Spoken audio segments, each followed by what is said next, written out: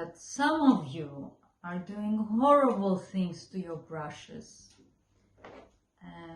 which means that after painting, leaving them like this in the water for hours, forgetting about them. Do not do this, because then they bend, yeah? Then you get a picture like this, a brush bended like this, like a spoon or something, right? I never do that.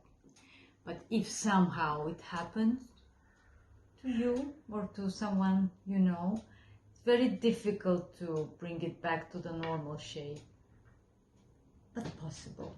So what you have to do, if this happened to you, if your brush became spoon, you have to make it wet, take it out and squeeze the water out. It will still be spoon-like bended, but just make it as straight as possible. Then take a newspaper with someone else's problems written all over it, and do like this.